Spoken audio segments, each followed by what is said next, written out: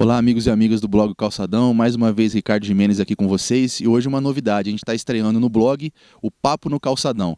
Aqui do meu lado, eu tenho certeza que para grande parte dos leitores do blog nem precisaria apresentar, mas está aqui com o meu lado a coordenadora nacional do MST, Kelly Maforte. Kelly, onde a gente está aqui fazendo essa entrevista?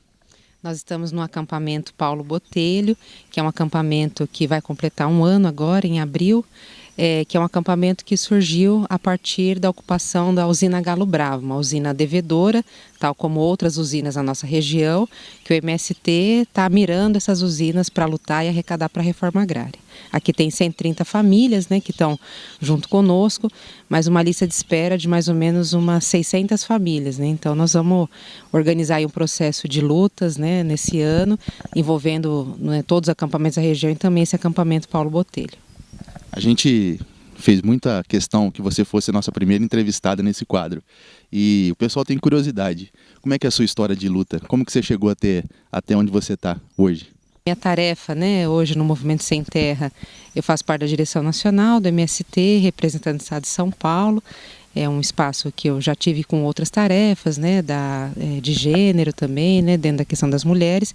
E hoje estou com essa tarefa, então, da representação do estado de São Paulo, junto com outro companheiro. Na direção nacional, fórum de mais ou menos umas 60 pessoas, mas dentro de um critério de uma paridade de gênero, homens e mulheres, Sou assentada aqui no assentamento Mário Lago, que fica dentro da antiga Fazenda da Barra, que congrega aí vários assentamentos, Eu faço parte então do assentamento Mário Lago, vivo ali com a minha família. E a minha trajetória militante, tem como origem a igreja, a igreja católica progressista, as comunidades de base. Eu fui de uma comunidade, uma SEBS, em São Paulo, que ficava num bairro periférico, da região Brasilândia. Então, minha trajetória, foi ali que eu tive contato com todos os temas, esses temas sociais, que a igreja progressista ligada à teologia da libertação possibilitava. Dessa trajetória, de pastoral, depois atuei no movimento estudantil e a partir de 97, então, ingressei no Movimento Sem Terra. Então, é um pouco essa minha trajetória, e essa militância anterior, com certeza, foi fundamental para me trazer para o Movimento Sem Terra. A gente passou, nos últimos anos, desde 2003, a gente olhava para frente e falava assim, a gente vai caminhar agora um país progressista, com direitos coletivos, direitos individuais, com emprego, com desenvolvimento, um país que está andando à esquerda. De repente, ocorre um refluxo, a gente está vivendo um momento de avanço conservador. O MST faz parte de um conjunto de movimentos que lutou muito, antes de 2003, durante o governo Lula, o governo Dilma. Como que você enxerga essa mudança de rumo? A gente estava caminhando para um lado, achava que ia fazer um país mais progressista e de repente essa onda conservadora. Como que você analisa tudo isso?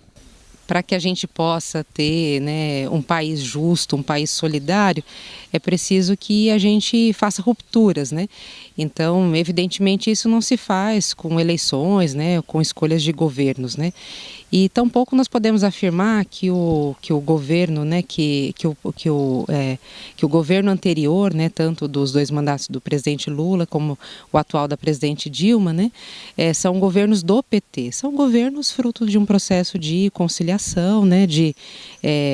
que se apresentou como uma conciliação de classes, através de uma ampla também política de alianças e que obviamente rebaixa um programa. Então, acho que é uma ilusão a gente imaginar que todas as mudanças viriam através com a conquista do governo. O governo é uma parte, então não é possível ter uma expectativa tão elevada em relação ao governo. Mas, evidentemente, pela origem desses presidentes, a gente imagina que pudesse acontecer mudanças mais importantes. Agora, o que a gente não pode perder de vista é que, de fato, há uma força muito grande que se chama capital, que parece alguma coisa abstrata, mas está presente em diversas esferas da nossa sociedade, no mundo, que de fato domina, e está à frente da presidência de diversos países também no Brasil. Essa força ela exerce um poder fundamental e isso determina, né, também um pouco quais vão ser as prioridades, né? Infelizmente a prioridade tem sido, né, para o grande capital, para os bancos, né, para os grandes empresários, né? E é evidente que especialmente no governo Lula, por conta de uma situação econômica mundial, foi possível, né, emplacar uma política econômica, né, que conseguiu, né, avançar também numa política social, né? Então é preciso reconhecer que nós tivemos, né, uma diminuição fundamental no desemprego. Nós tivemos, através dos programas sociais, né, a questão do acesso, né, de uma grande parte da população à renda, aumento da sua renda, programa de habitação Minha Casa Minha Vida, né, onde em 6 anos foram construídas 3,6 milhões de moradias, isso é muito substantivo, né, o acesso às universidades. Então tudo isso há que se reconhecer. Mas isso também foi possível, né, diante de um cenário econômico no qual a economia brasileira, né, principalmente através das commodities, né, com toda a contradição também que são a produção das commodities, especialmente as commodities agrícolas, né, mas especialmente por esse cenário internacional, né, e uma exportação impressionante, especialmente para a China, isso então possibilitou que a gente conseguisse, né, ter, né, uma espécie de uma gordurinha, né, também para poder investir na política social. Isso não mudou no governo Dilma, não é que o governo Dilma virou as costas para a política social. Acho que o fundamento é o mesmo do governo Lula. No entanto, nós estamos numa situação que é uma situação de crise econômica gravíssima em nível mundial. A crise econômica não é só no Brasil, é uma crise mundial. E essa crise mundial, evidentemente, ela afeta todos os países, as economias, e no caso do Brasil, há uma pressão muito grande por parte do capital no sentido de restringir direitos, né, trabalhistas sociais, né? A reforma da Previdência é uma dessas evidências, né? E por isso que os trabalhadoras têm que lutar, se organizar para poder enfrentar essa situação, né? No caso nosso da terra, né, da reforma agrária, nós estamos assim amargando um processo que é um processo de falta de conquistas sistemáticas, né? Então, no governo Lula ainda teve uma arrecadação um pouco maior, né, de terras para a reforma agrária, famílias sendo assentadas. No governo Dilma esse número caiu muitíssimo, né? Infelizmente, o governo Dilma está equivalente ao governo Collor em termos de arrecadação de terras, quer dizer, um governo que foi pífio, completamente contrário e que reprimia os movimentos sociais, né? Então, a presidente Dilma vai ser pressionada pelo MST, pelos vários movimentos de luta pela terra, porque esse dado precisa melhorar e isso é urgente, né? São 120 mil famílias acampadas, nós não vamos admitir isso e vamos lutar para que a nossa base social possa ter acesso à terra. Você citou aí a necessidade da luta dos povos, né, contra o avanço do capital. Isso a gente vê acontecer na Europa, a gente vê acontecer principalmente aqui na América Latina. Tem uma figura no mundo que a gente não esperava que tivesse do lado das lutas dos povos, que é o Papa Francisco. Como que o MST enxerga esse novo papado, esse discurso do Papa Francisco à esquerda? O Papa Francisco, ele assume, né, a liderança da igreja no momento em que a igreja precisava dessa liderança, né? A igreja estava completamente mergulhada, né, nas denúncias, né, de pedofilia, casos de corrupção. Então o Papa Francisco, ele dá uma guinada, e evidentemente dá uma guinada do ponto de vista popular, né? Não sei se à esquerda, mas popular com certeza, né? E sem dúvida nenhuma, né, o discurso, a atuação do Papa, a simbologia da onde ele tem visitado, tem contribuído muito para os movimentos sociais, né, em nível internacional. É fundamental, né, que ele tenha reconhecido a existência do Estado palestino, né, então dentro de uma luta que é um povo sem terra, né, que tem uma luta enorme aí contra o poder de Israel, né, então sem dúvida nenhuma muito importante, né, esse reconhecimento do Papa, né, e também, né, o gesto dele de ter feito 2 encontros mundiais com os movimentos sociais. E esse encontro, inclusive, com a organização, né, de uma associação de catadores e catadoras lá da Argentina e Movimento Sem Terra, né, junto com outros movimentos na América Latina, África, né, do mundo todo. E nesses 2 encontros, né, um foi no próprio Vaticano e outro na Bolívia, uma palavra de ordem, né, que foi muito fundamental que saiu desses encontros é a luta por terra, teto e trabalho, né? Os 3 T's, né, que a gente fala.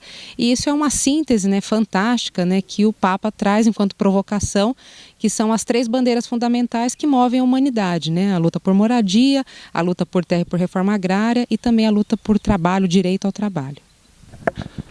A gente tem aqui em Ribeirão Preto e no Brasil inteiro, que é uma luta do MST a respeito da agricultura familiar, os assentados produzirem alimentos e destinar esses alimentos para os municípios que estão perto dos assentamentos. O que falta para essa política dar certo? O que falta para a população urbana ter um alimento saudável e barato na sua mesa vindo da agricultura familiar? Olha, 2 programas, né? Um é programa e outro é lei. Eles são também do período histórico do governo Lula, né? E são programas que têm ajudado muito a agricultura familiar como um todo, né? Mas especialmente também os assentamentos, que é o PAA, né? O Programa de Aquisição de Alimentos, né? Que significa um processo de arrecadação da alimentação e destinação para entidades sociais, né? E o pagamento justo, né? Dessa produção através do governo federal. E o outro programa, que é lei, né? Não é só programa, é lei, que é o PNAE, né? O programa é a Política Nacional de Alimentação Escolar, na qual a alimentação dos assentamentos, né? Ela é destinada especialmente para a merenda escolar.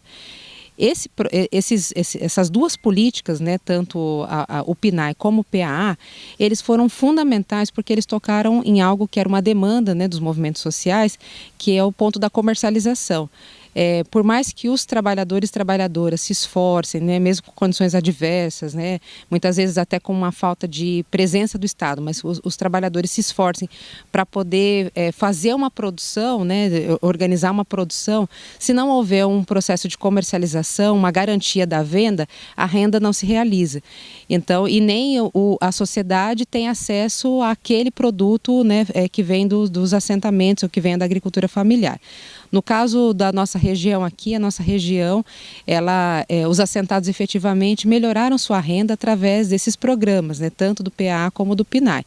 O que falta para isso melhorar? Faltam recursos, né? O PAA sofreu um corte de 2/3, né, no seu orçamento, né, depois do último corte aí, do ajuste fiscal, né, do governo Dilma, então falta recurso efetivamente. E do ponto de vista do PNAE, que é uma lei, né, que obriga 30% das prefeituras a comprarem da agricultura familiar, mas especialmente de áreas de assentamentos, de quilombolas indígenas, o que falta é as prefeituras romperem com verdadeiros acordos, que são acordos, né, com empresas que sempre se beneficiaram da merenda escolar, né? Então é preciso romper com esse esquema que favorece as grandes empresas, né, voltar os olhos para a agricultura familiar, para os assentamentos e fazer, né, as chamadas públicas, que é o mecanismo para poder convocar essas associações e cooperativas da agricultura familiar, de acordo com a realidade. Por exemplo, em Ribeirão Preto há um incentivo enorme para o consumo da batata inglesa, né?